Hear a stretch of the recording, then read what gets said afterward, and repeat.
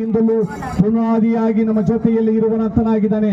ಆತನನ್ನು ಯಾರ್ಯಾರು ಅಂಗೀಕಾರ ಮಾಡುತ್ತಾರೋ, ಆತನನ್ನು ನಂಬಿ ಯಾರ್ಯಾರು ದೀಕ್ಷಾ ಸ್ಥಾನ ಪಡೆದುಕೊಳ್ಳುತ್ತಾರೋ ಅವರಿಗೆಲ್ಲರಿಗೆ ನಿತ್ಯ ಜೀವ ಉಂಟು ಎಂಬುದಾಗಿ, ಆತನ ನಂಬುವನು ಪ್ರತಿಯೊಬ್ಬನು ಕೂಡ ಸತ್ತಿದ್ರು ಜೀವಿಸುವನೆಂಬುದಾಗಿ ಸತ್ಯವೇದ ಹೇಳ್ತಾ ಇದೆ. ಆತನ ನಂಬುವನು ಪ್ರತಿಯೊಬ್ಬನು ಕೂಡ ರೋಗದಿಂದ ಬಿಡುಗಡೆಯಾಗುತ್ತಾನೆ. ಆತನ ನಂಬುವನಿಗೆ ಕಷ್ಟದಿಂದ ಬಿಡುಗಡೆ ಆಗುತ್ತದೆ. ಆತನ ನಂಬುವನಿಗೆ ದುಃಖದಿಂದ ಬಿಡುಗಡೆ ಆಗುತ್ತದೆ. ಆತನಿಂದಲೇ ಭೂಮಿ ಮೇಲೆ ಪ್ರೀತಿ ಎಂಬ ಸುವಾರ್ತೆಯನ್ನು ತಂದವನು ಯೇಸು ಕ್ರಿಸ್ತನು ಎಂಬುದಾಗಿ, ಆತನ ಹಾಗೆ ಪ್ರೀತಿ ಮಾಡುವರು ಒಬ್ಬರು ಇಲ್ಲ ಎಂಬುದಾಗಿ, ನಿನ್ನಂತೆ ನಿನ್ನ ನೆರೆಯರನ್ನು ಪ್ರೀತಿಸು ಎಂಬುದಾಗಿ ಒಂದೇ ಮಾತಿನಲ್ಲಿ ಭೂಮಿಯ ಮೇಲೆ ಆತನು ಪ್ರೀತಿಯನ್ನು ಸಾರಿದಂತ ಯೇಸು ಕ್ರಿಸ್ತನು ಆಗಿದ್ದಾನೆ. ಆತನ ನಂಬುವನು ಪ್ರತಿಯೊಬ್ಬನು ಕೂಡ ಎಲ್ಲಾ ಕಷ್ಟಗಳಿಂದ ಪಾರಾಗಿ ಆತನ ನಿತ್ಯ ರಾಜ್ಯವನ್ನು ಪಡೆದುಕೊಳ್ಳುತ್ತಾನೆ ಎಂಬುದಾಗಿ ಆತನ ವಾಕ್ಯ ಹೇಳ್ತಾ ಇದೆ. ಅದಕ್ಕಾಗಿ ದೇವರು ಈ ಭೂಮಿಯ ಮೇಲೆ ಎಷ್ಟೋ ಪ್ರೀತಿಯನ್ನು